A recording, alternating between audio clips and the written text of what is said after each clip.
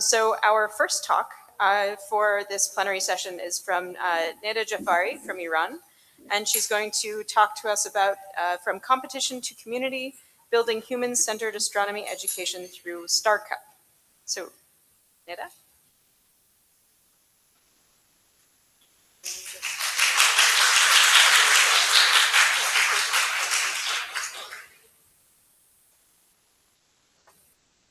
Hello, everyone.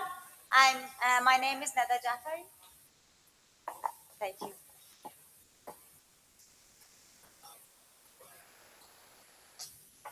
Hello, everyone. My name is Neda Jafari. I'm from Iran, and I serve as the director of Star Astronomy Center and the amateur committee of the Astronomical Society of Iran.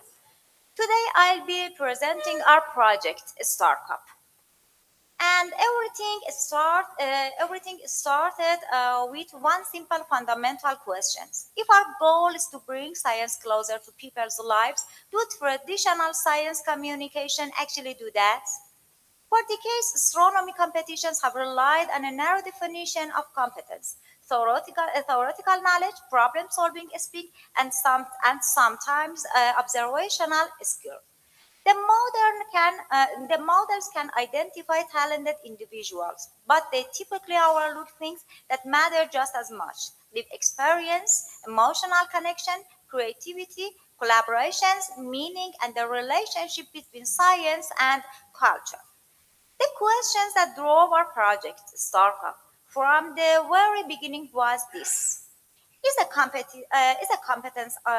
competent amateur astronomer simply someone who observes well? Or is it someone who can understand the sky, interpret it, narrate it, collaborate with others, and make it part of their own human experience?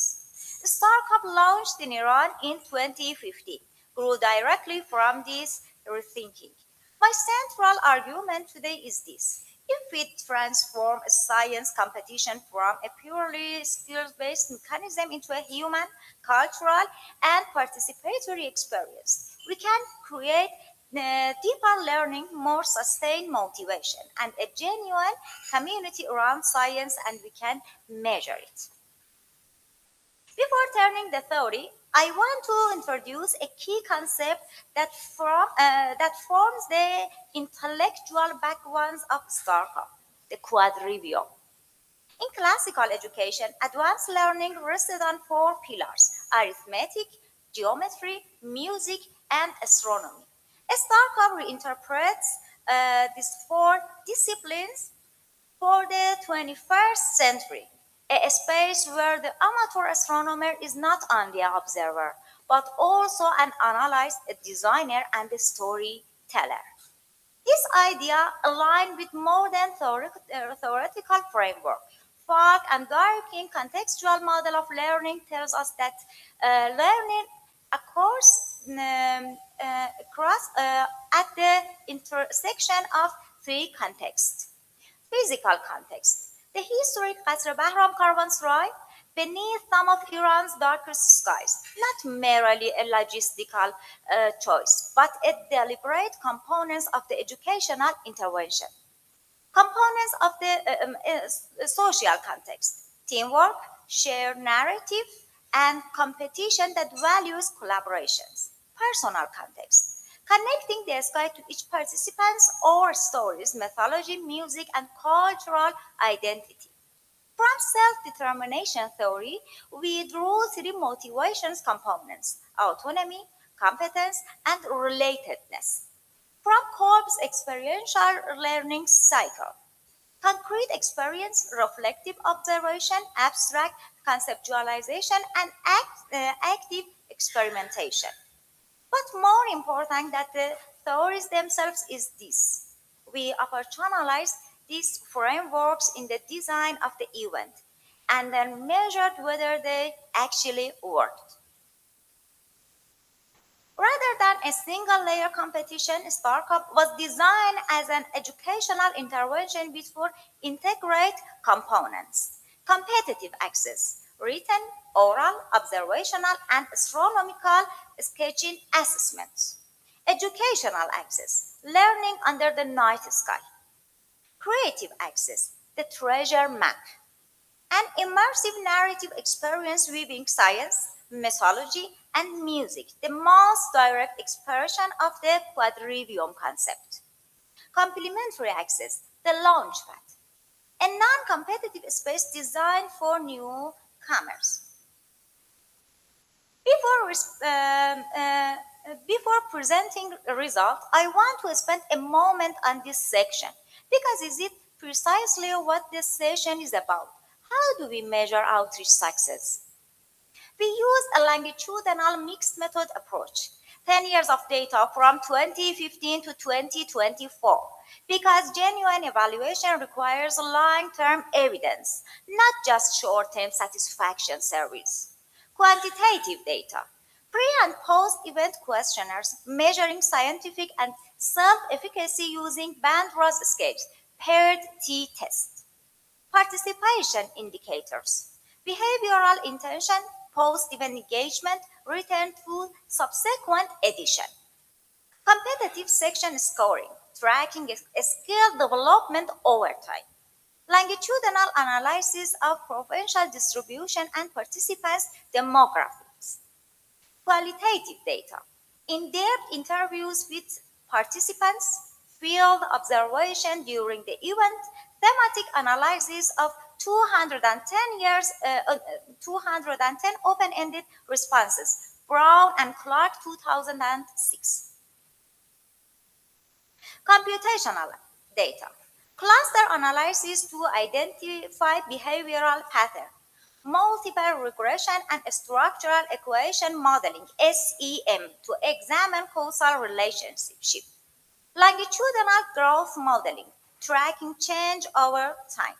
Key variable was defined across 6 dimensions: cognitive, emotional, social, creative, behavioral, and cultural. This framework allowed us to avoid reducing participants' experience to a handful of simple scores. One of StarCup's defining feature is that its design never stood still. Each edition was redesigned on the basis of data from the previous one. The process unfolded across 3 methodological phases and 5 stages. Phase 1, exploration, 2015 to 2017. Stage 1, foundational experimental design, 2015. The goal was to test an idea. Could the standard format of astronomy competitions be fundamentally changed? Data showed that participants, despite their scientific and observational ability, were weak in emotional and creative connection to the night sky. This finding directly shaped the next stage. Stage 2, emergence of the treasure map from 2016. The treasure map model was added to the structure. Participants entered a narrative linking story, methodology, and observation. The result was clear.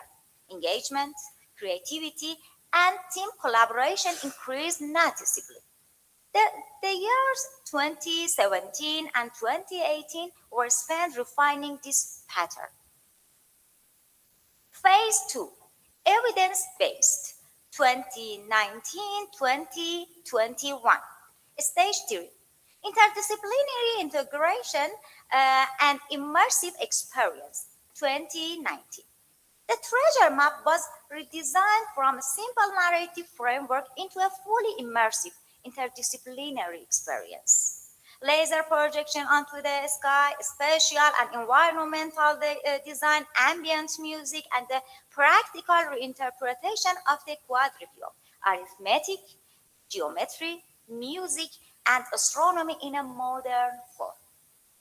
The feedback from one of that year's winners, who later went on to win a gold medal at the International Astronomy Olympiads, Ali Reza Haidari, was the most telling. At a certain point, I let go of the competitions and the winning and losing entirely. I was just experiencing that blend of light and music and the night sky. For us, this was a signal of the transition from extrinsic motivation to genuine intrinsic engagement. Some things were documented in the experiential learning literature.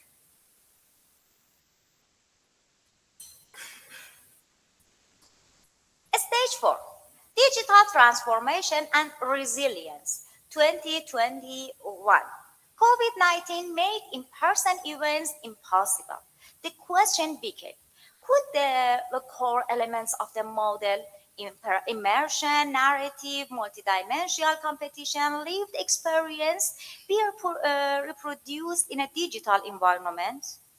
StarCup was redesigned as a fully virtual simulation set on an imaginary planet called Laniakia. Participants moved through a cosmic progression model from 5 p.m. Thursday to 5 a.m. Friday. Wow. Written, oral, and observational components were integrated into the digital platform, while GPS-based location verification preserved the link to real sky observation. The edition was selected as a finalist at Falling Walls Engage 2022 international validation that the StarCup model is not bound to any single location or format.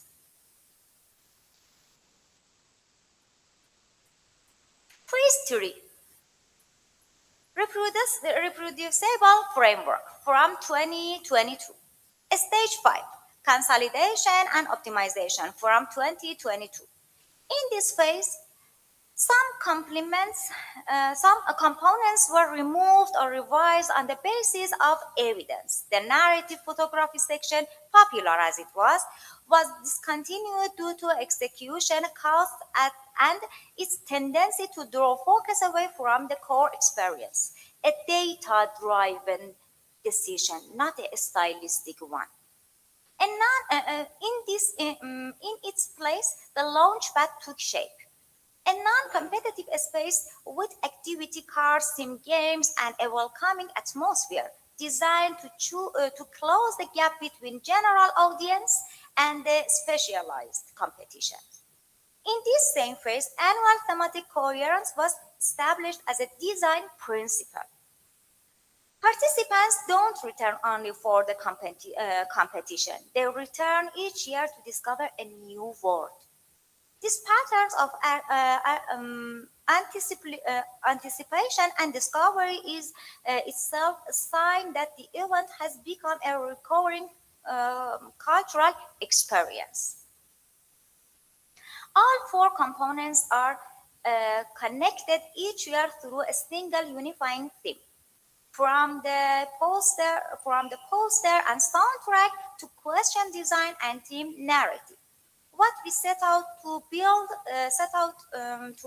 was not just an event; it was a coherent experience like this.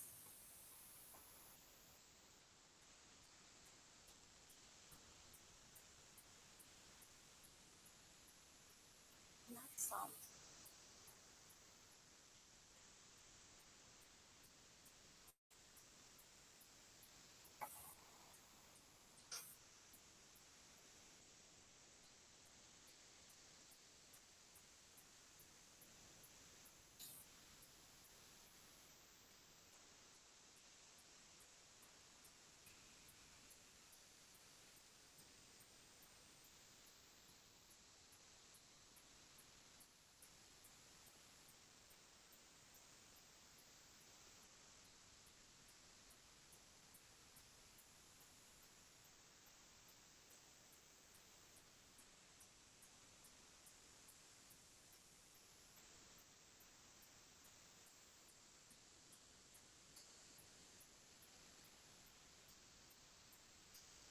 Thank you, Razia Jalai.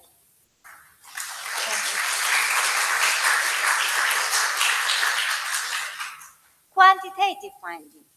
According to data collected over the past 10 years, StarCup has increased scientific confidence, strengthened participants' cultural connection to the night sky, and encouraged continued engagement in scientific activities. The program has also created a pathway for newcomers to join the main competition and expanded its reach from 12 to 25 provinces across Iran. Equity indicators, women's participation. According to data collected over recent years, women's participation across different sections of StarCup has shown a steady and growing trend with a significant increase in their presence as participants, winners, scientific team members, judges, and executive staff. Qualitative finding. Thematic analysis of 210 open-ended responses identify three dominant themes. Emotional ownership of the sky. Participants felt the sky had become linked to their personal story. A spatial embodiment of science. Astra Bahram transformed abstract astronomical concept into tangible, lived experience. Lowered barriers to entry. The launchpad effectively reduced newcomer anxiety and built an initial sense of belonging. One participant wrote, before StarCup, astronomy was just a collection of facts. After the treasure map, I felt like I was decoding the universe with my own hand and heart. That sentence may explain better than any chart what kind of change we are actually talking about. One final note on the finding. Several StarCup winners later earned medals at national and international astronomy Olympiad. This demonstrates that a more human-centered, multidimensional approach is not in tension with a pathway towards scientific excellence. It reinforces them. Yes. 10 years of StarCup have produced several key lessons for designing similar programs. First, purely skill-based models are not sufficient to create sustained scientific engagement. 2. Narrative and meeting are powerful motivation drivers, not decoration. 3. Integrating art and science can meaningfully deepen the learning experience. 4. Physical environment and experience design are part of the education, not peripheral to it. 5. Lowering barriers to entry, physical and psychological, produce genuine equity gains. 6. Educational systems need the capacity for rapid adaptation in times of crisis, and the 2021 online edition demonstrates. 7.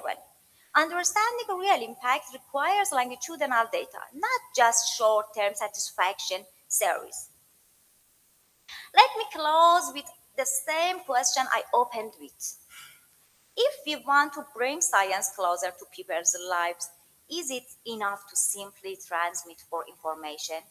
Our experience with StarCup says no.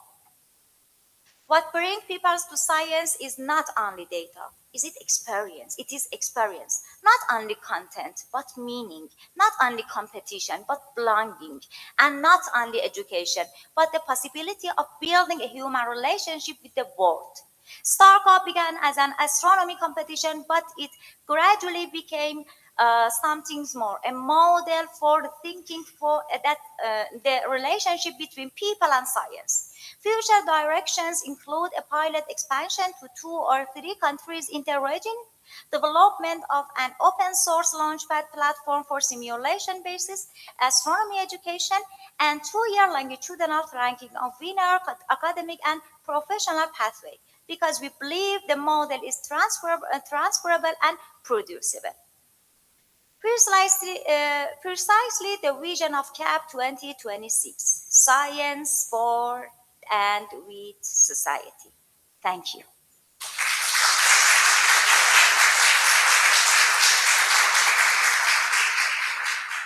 Thank you so much, Neda. So we unfortunately don't have time for questions right now. But there may be time for questions at the end. So I think what we'll do is just continue to the next talk. And we actually do have our next talk, our next speaker who is online.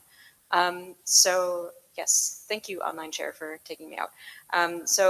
Mariana Ferreira-Gomes is going to join us online to talk about among comets, new planets, and colorful pictures, how astronomy is communicated and constructed in Brazilian journalism. Thank you, Mariana.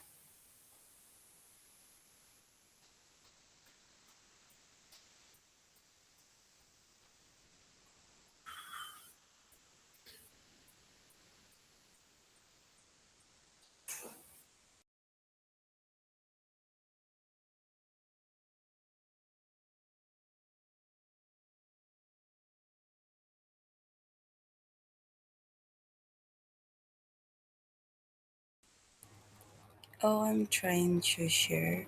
Can you hear me?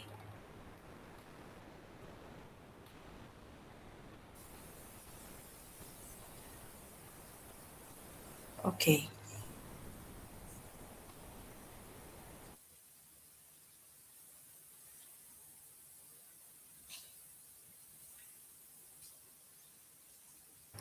Okay, so we start my presentation. Uh, in advance, I'm sorry because it will be a quick presentation because I spent the last week in the hospital, so I'm a bit ill right now. But well, in this presentation, we will talk about how astronomy is constructed and communicated. Oh, wait, isn't appearing for me? Oh, now it's it. Is communicated in Brazilian journalism. I'm an astronomer, but I do a master program in science communication. So, in the Laboratory of Advanced Studies, the LabJA at Unicamp in Brazil. Well, to start talking about this, it's important to talk about the public interest in astronomy in Brazil. The last National Public Perception Surveys in 2024 indicate a massive and growing interest in science and technology among the Brazilian population, about 60% of the population, and astronomy consistently ranks as one of the most actively researched topics by the respondents. So it's mainly astronomy and medicine. And as a paradox, the massive volume of digital information and high media flows do not automatically guarantee public access to high quality and reliable or contextualized information. So it's important to highlight that information is not the same as communication. And even when we have a lot of information, we can do a bad communication in astronomy. It is possible. And in the same way, media discourses don't just report discoveries, they actively shape the public's imagination and also the appropriation of cultural aspects and social aspects, and baseline the understanding of how science functions. So, how has journalist coverage been structured in astronomy? How it reflects on the public understanding of astronomy? This is important to us to understand how the people understand astronomy itself. Um, in this research, the press analysis they analyze true science news or media outlets that are Folha de São Paulo and the Globo. That are the biggest ones in Brazil, and astronomy is indicated as the single thematic area most addressed as the primary focus of the articles. So it's not like talking about astronomy and tourism, for example, but astronomy itself. And among the most covered areas of knowledge in both media outlets, they mixed astronomy with biological sciences and also with earth sciences and engineering. And also another highlight is that one of the main topics talked about are spatial exploration. However, this doesn't appear in the news. So at the same time that we can see that astronomy and spatial exploration are big points of interest, they are not mixed. And this doesn't make any sense at all because when we are talking about astronomy, for example, we are talking many times about dark skies, and dark skies are also a political approach. of astronomy. So when we don't mix it, or at least we don't make it explicit, this can be dangerous for us too. Well, and talking about the representation bias, there is a representation bias in the global north hegemony. So, as Latin Americans, at the same time, we see that mostly we can see research institutes cited as sources, mainly the NASA and the ESA. So, among the 10 most cited institutions in the coverage, seven are completely foreign, and most of them are NASA. They are like a huge representation. And the native research is underrepresented, even when we have a huge amount of institutions in Brazil that talk about astronomy and develop research in Brazil or in international partnerships. And another point is the contextual disconnection. So it's failing to connect complex space science discoveries with Brazil's cultural and economic reality, and this isolates the audience, so this hinder democratic engagement and critical public ownership of space policy mainly. This is a case, for example, of the Alcantara base, that is where the people lands some rockets and it's placed on the a place of indigenous. So it's a big space of indigenous people, and they are constricting right there without taking in advance how the people are developing and how the people are living there. And regarding the current scientific position of Brazil in the sciences, national research institutions maintain a major presence and actively participate in large international experimental collaborations. In the field of astronomy, for example, we have the University of São Paulo and the National Observatory in Rio, which holds a large concentration of astronomers in Brazil, and also on other institutions linked to satellite development and monitoring, and also the Brazilian space program. But where are those institutions in the media outlets? This is a question. So the main goals in this research was explore the news related to astronomy in the mentioned newspapers, the Folha and the Globo, in order to exploring the aspects such as sources, recurring themes, and editorials, examine how communication in astronomy has been constructed in a primary or secondary way, and also understand whether such news explicitly addresses the sociopolitical and economic aspects and risks involved in these missions, as I said about Alcantara, and also explore how these absences and recurrences can influence the way the public receives, perceives, and interacts with the news, and above all, appropriates these themes and feels capable of exercising its power of decision and expressing opinions on matters that will later affect the reality of society. So this is a quick explanation of the pipeline that we use it. So it's concentrated mainly in the data extraction. We use it as software to web scraping called Octoparse. It's a paid software, but we can use it for free also. So the free part of the Octoparse is really good, and this is what we use it. And this it systematically extract the URLs of each individual news, so we can search for example, in this case, we searched astronomy in Portuguese, of course, and this searched for all the news which citates astronomy in a period of time. We separated also in trimesters, so in 4 trimesters of 2025. And from these get ready perlinks, we used the Beautiful Soup 4. This is a library for Python, and to extract the full texts and their metadata. And all extracted information and text strings were then structured and stored in an Excel spreadsheet for processing. So as a feature that we use it, we removed the non-new formats like articles, the duplicate URLs, and also astrology and horoscope entries. This was important for us because there were a lot of news talking about this. And also semantic filtering, like astronomical figures, astronomical prices in economics and sports, and also exclusion of local leisure and cultural agendas. For this period, it was important to us to exclude this because it would be a huge amount of news if we didn't do this. And for the analysis, some key points for us were the occurrence of foreign authorships and sources, and then used by editorial section and institution and recurring themes.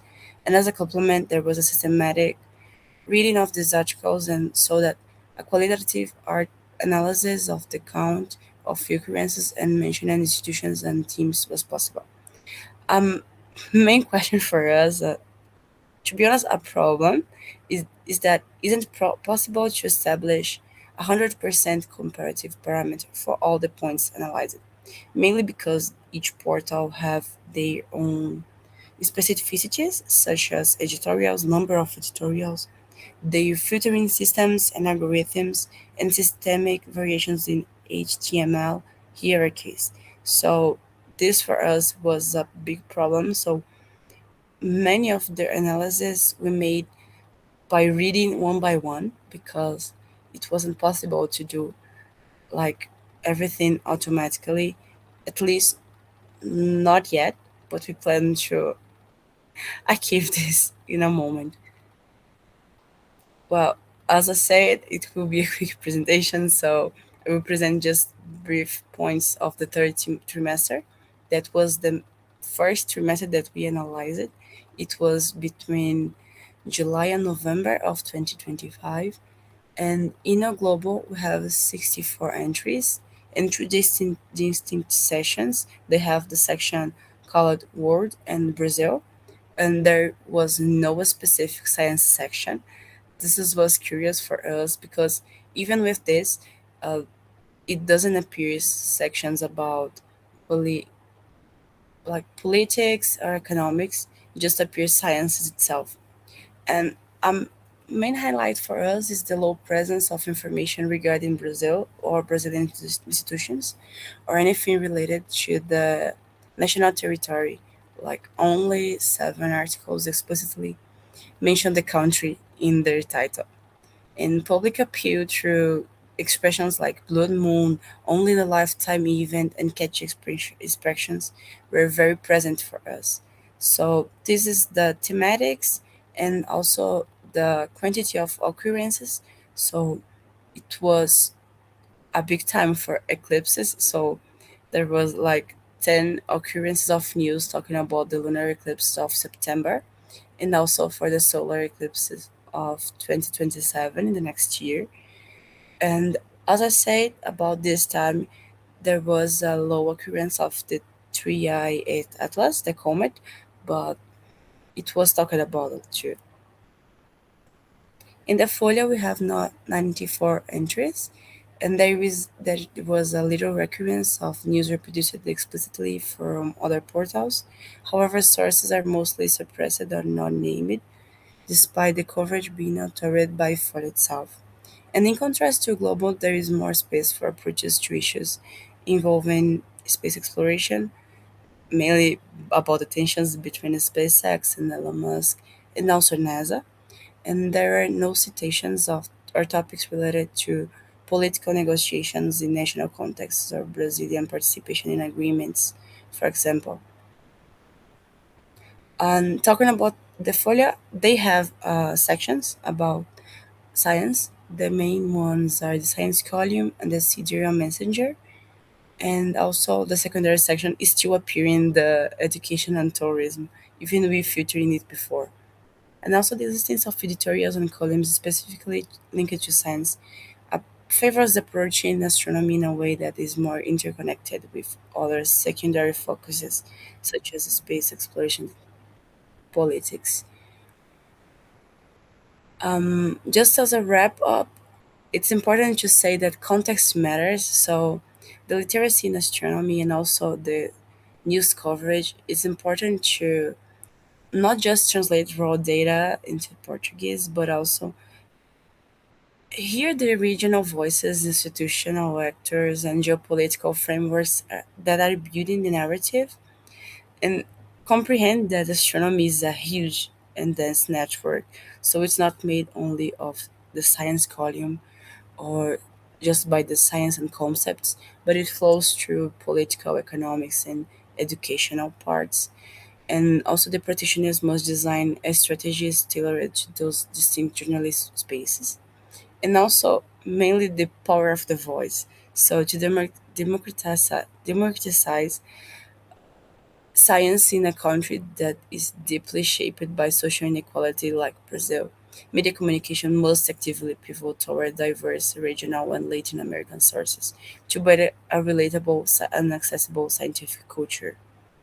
Wow, it was a quick presentation, but thank you so much. And for questions and suggestions, don't hesitate to get in touch.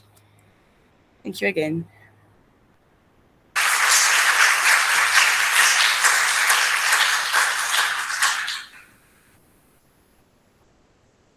Thank you so much for being here, Mariana. So I think what we're going to do is continue to the next talk. So hopefully we'll have a little bit more time for discussion at the end. Um, and actually, the next talk, the speaker is not here, which is a shame. So we're going to go straight to the flash talks. And what I would like to do is have the on-site people come up to the front so we can very quickly sort through you all. So I'm going to read out the names that should come up to the front, and then the online people, it's much easier for them. So Mike Simmons, you're first. Moja Tarabi, you will be second. You're going to stand in the line. It's going to be like fifth grade, and you're going to hate it. So come on. Monica Borayo, are you here? Miriam Alcasab.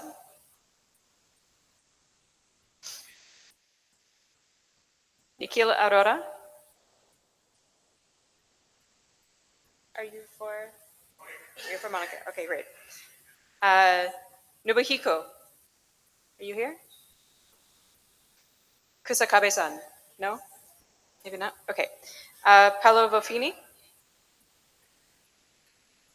Okay. Shedil, are you here?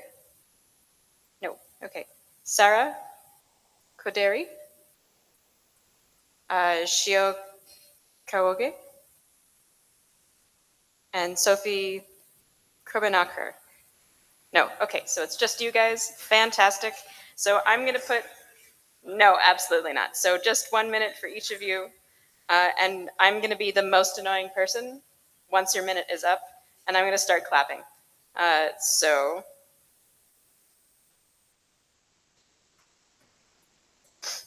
the slide will change automatically, and once I start clapping, the slide will change for the online the online chair is going to change it for us. Okay, so Mike, they'll change every minute. So every flash talk person has one slide that's on this. So we chose the front page slide that you sent. So come on up. You have 1 minute, and I will. Okay, I usually talk for hours, but so Bright Futures is a program that has come out of some past experience. That picture there shows some students in Tanzania who wanted to go to where we had sent some glasses because they said they wanted to be scientists. The idea is that we when I say we, I founded Astronomers Without Borders, now Astronomy for Equity, to focus on things like this. And we have over 1 million solar eclipse glasses that were donated to this project after the 2024 eclipse. And instead of sending them off to get a chance to look at the sun once or for an eclipse, we went and created something more sustainable. These glasses go to organizations around the world that I've worked with. We'll have up to 50 or so. We expect to reach 3 million students, including a curriculum for lessons that are adequate for teachers who have no science background.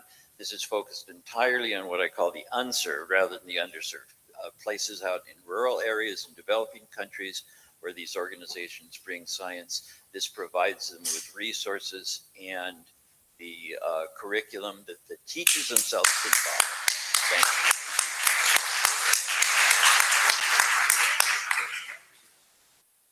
Hi, I'm Durruti Jesús de Alba Martínez from the Instituto de Astronomía y Meteorología de la Universidad de Guadalajara. I'm not Monica. Monica is my wife, the main author. She developed the astronomical route of Guadalajara, Mexico, has effort to recover not only history, but also memory of places where astronomy were developed. Also, we include astronomical issues in artistic representations. Oh, okay.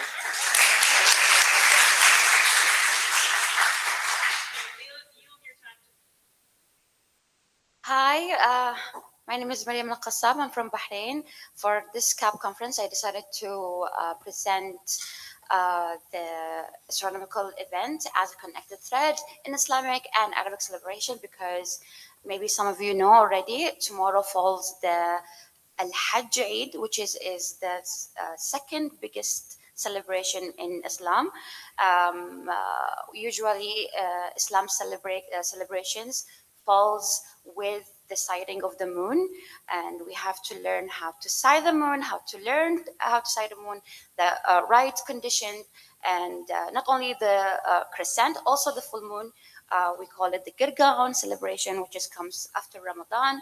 We have so many celebrations. All of these celebrations are there in my poster. You can learn about, and that's it for me. Thank you.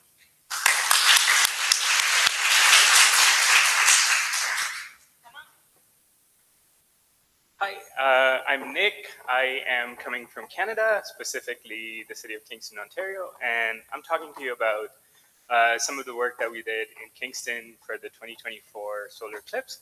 One of the things, so I have 4 points to cover. Hopefully my poster will be here. It got lost in shipping here. Whoa. So I'm getting it printed, but so we distributed about 140,000 eclipse glasses. Just as a point of note, the population of Kingston is 133,000. So our goal was to actually create a logistical plan to distribute an eclipse glass to every single person in Kingston who could wear an eclipse glass. I also trained about 120 volunteers who went into almost every single school in Kingston to perform different eclipse themed workshops and sort of teach students and people about eclipse safety. No one burnt their eyes. What?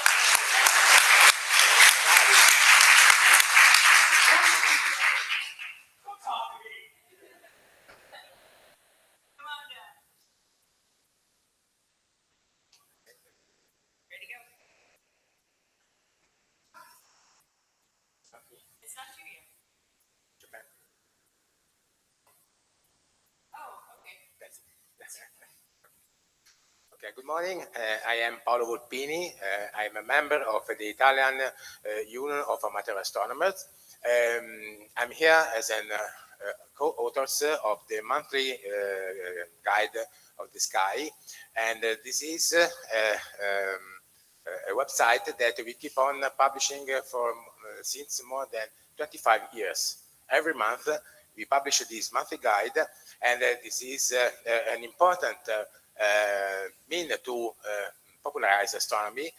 We don't just have a site, but we are in contact with a network of associations, planetariums, astronomical observatories. I'm talking about, of course, amateur structures, and there are hundreds of organizations all over Italy, so that when there is an important astronomical event, we coordinate public observation all around Italy. I mean, in occasion of... okay. Thank you. My poster is over there. Let's have a round of applause for all our intrepid speakers. Thank you so much. And now I'm going to send it online to all of the online speakers that are doing flash talks today. Kusakabe-san is not here, unfortunately. Oh, Taibo, are you here? Yes, okay. That should be the first of the online. Yeah. Yes, hello everyone. So I'm Thibaut from the NCCR Planetes, which is a Swiss wide collaboration of 4 universities for everything planetary science. We've been running for the last 12 years. We are finishing end of this month, so very soon, but we are transforming into the Swiss Institute of Planetary Science. And we've done a lot of communication, so if you would like to know how we have done over the last 12 years in 3 different languages, you can come talk to me and see those slides. And yeah, I'm going through the basic things we want to do, and then also 12 projects for the 12 years, 12 special projects. Thank you.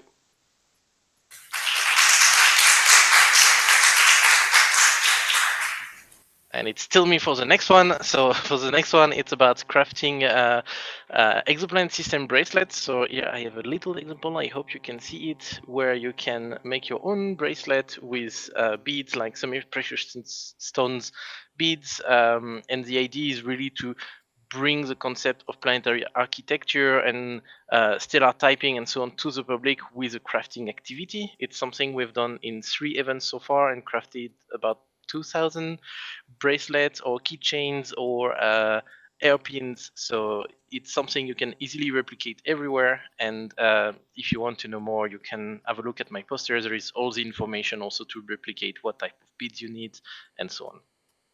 Thank you.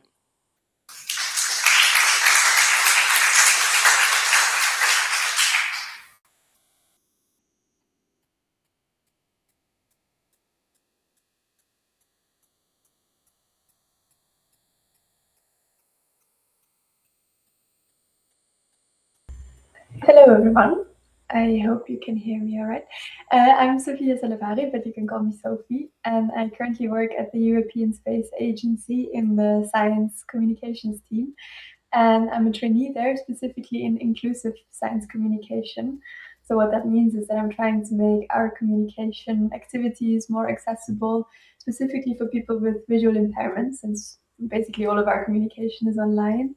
So I've done multiple things. I've coordinated sonifications, like one of this beautiful image behind me here, which you can find on our website. But for this poster, I chose one of the other things that I did, which is creating some guidelines for our workflows to kind of integrate accessibility in the work that we do.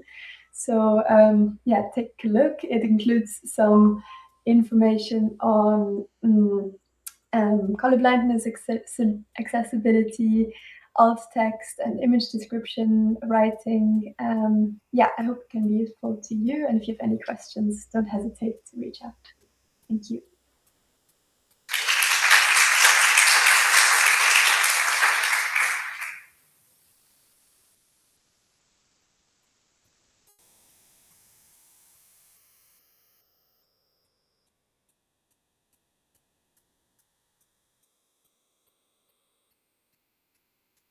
I expose the flaws of pseudoscience like astrology.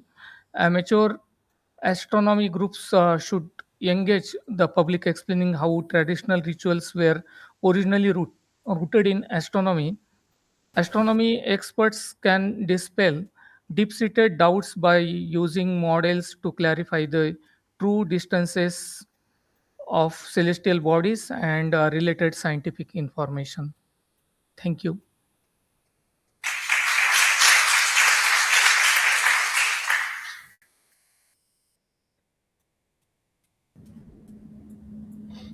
Hi there, my name is Anya. I'm from Ireland. I'm the Zero Ireland manager, part of the ESA education program.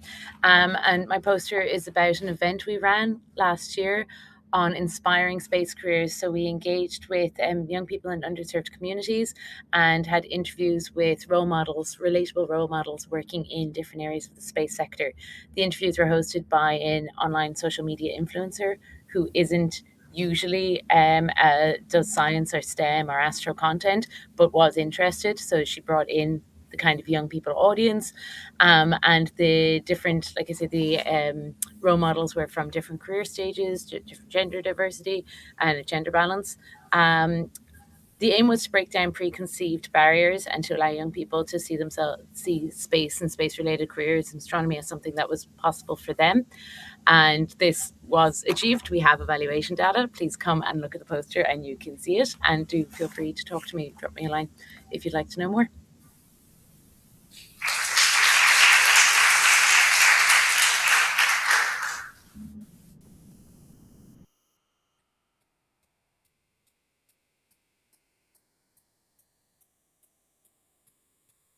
Hi, hello everybody. I'm Claudia from Italy, and I'm gonna talk to you about the cosmic alphabet. This is a video series I got funded to produce a couple of years ago. It's 26 short videos, one for each letter of the alphabet, and each video covers one specific astronomical concept. And these are concepts mainly from that are often covered in the media, so from black holes to fast radio bursts, pulsars, light year, and so on. So you can find out more in the poster. There's also a link to the playlist. The videos are in Italian with English and Spanish subtitles. The idea was to exploit the popularity of the short video format to provide people with a resource, a video glossary that they can explore and discover the language of astronomy in a fun and scientifically accurate way, to also get closer to our research and understand more about what they read in the news. If you want to find out more about the production process, how we scripted, filmed, how we chose the setting and the style, you can read more about it in the poster and come find me in the offline networking, online offline networking, and thanks and big hug to everybody there in Yerevan.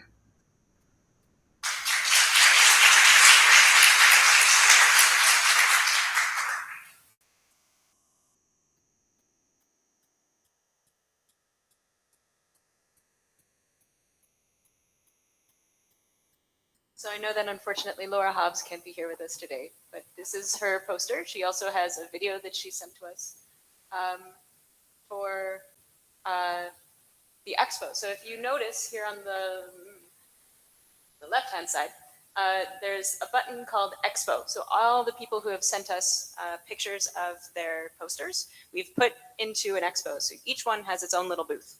So if your poster is lost in the mail, you can go to, oh, you have it. Wow, that's exciting.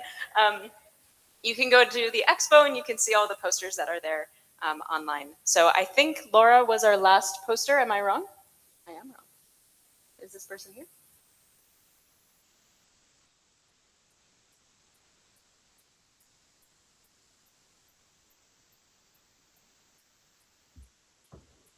I think this is the last person, so we will end here.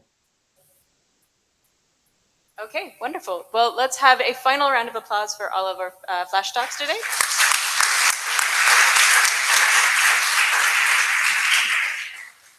We have a little over or a little under 20 minutes now before lunch starts. So if there are any questions that people have for the speakers or the poster presenters that were talking today, now is the time to voice those questions. Naomi, are there any questions online first? Currently, no, there are no questions online.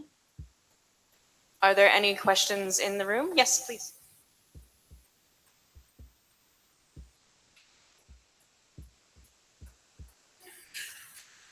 So it's about the COPSTAR project.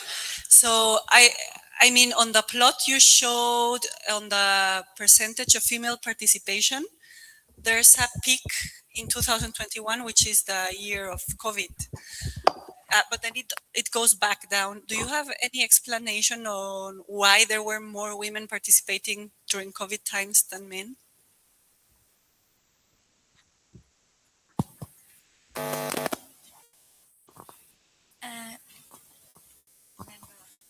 Okay, thank you. StarCup, after COVID, because of limited to member in Qasr Bahram, that we should be limited people to all of people.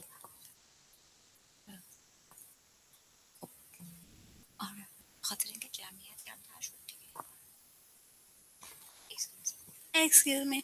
I'm working Abbas Astronomy Center, and Neda Jafari is director of this astronomy center. So I answer behalf of her. StarCup was held in in a specific geographic location. And after COVID, we limited our participants because we couldn't have so many people with us to this location. And you should know, in Iran, we have some limit for girls and women travel allowed. So in the year that StarCup was online, every girl and woman can participate this event.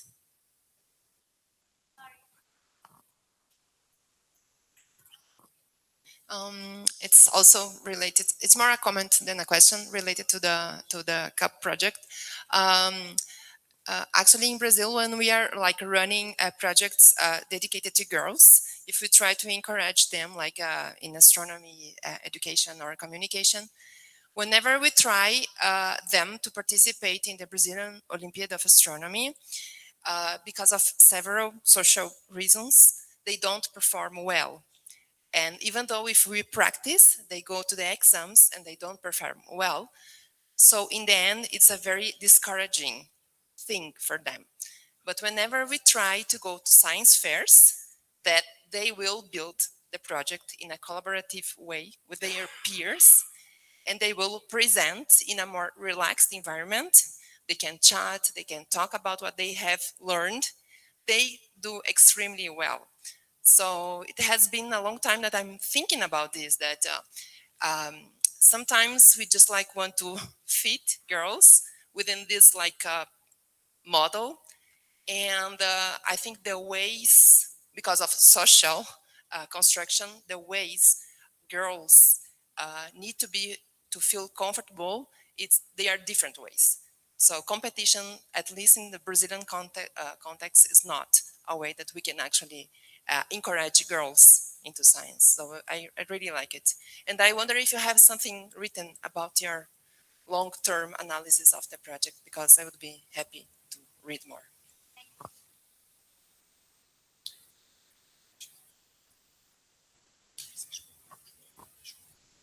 Yes, of course. Yeah. You can follow up their program on their Instagram, because every post and every program published on the StarCup or Ava Star Instagram group, you can reach out and follow the page. Yeah, and we have one of sites, starcup.org. starcup.org. Yeah, thank you.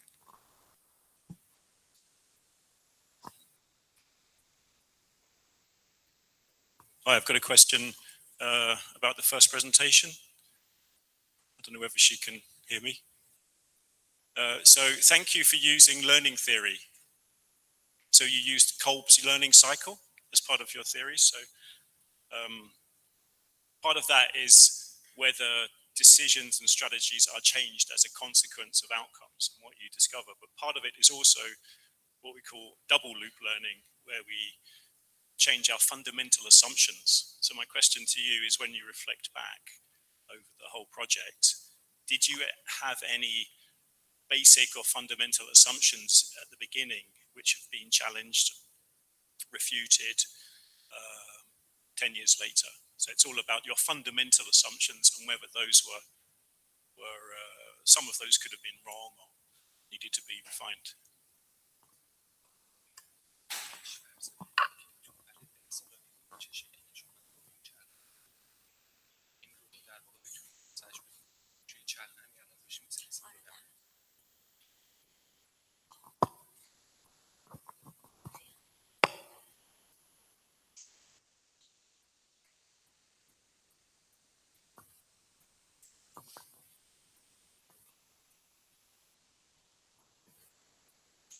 Yes, for the first, phase, they wanted to actually focus on exploratory, discovery, because everything that they can actually promote among the girls and the young to can understand the world of the astronomy and the night sky, so they can engage at the first moment, and then based on the social and the economical situation, because Iran is a rich country in terms of the historical and the cultural dimension, then they change their learning cycle to give a couple of the learning idea to how we can develop project in the long term, because we have lots of actually different subjects that we can input in this project as a StarCup. Naomi, is there a question from online? No, we have one last slide for flash talks. Can she give her 1 minute presentation? You missed it. Sure. Okay. Okay. And they have an education department for this, and they focus on the learning theory and what they can actually add to the project, theoretically.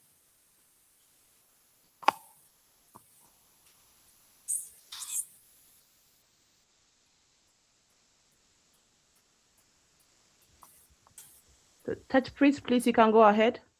Yes, please, go ahead, Touchpreet. Thank you so much. Can you hear me? So I'm going to talk about Khagolwani, which is our IAU OAD supported project to introduce astronomy and space science to kids coming from underprivileged background. So in this project, we do workshops, hands-on sessions, we provide astronomy kits and set up astronomy clubs in each school and center where we go. So we are mainly catering to kids coming from the migrant and labor families. Until now, we have reached out to almost 2,000 kids. We also organize stargazing sessions.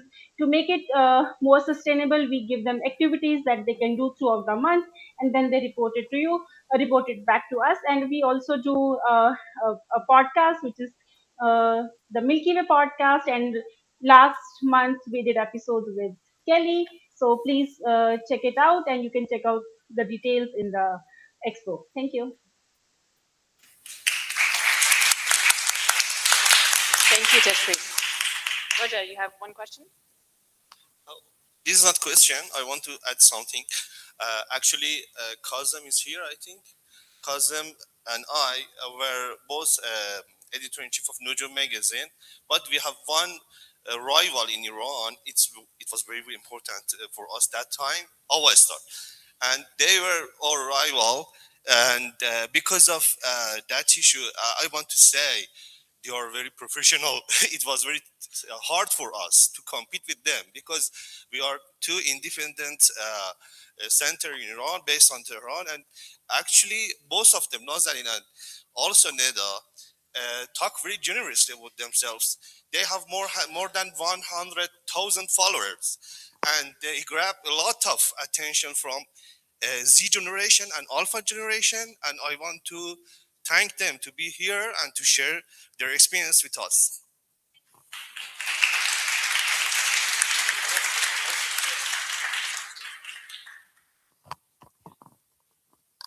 So I also have a question since we have time. My question is to Mariana. Is she still here? Naomi, can you bring Mariana back if she's online?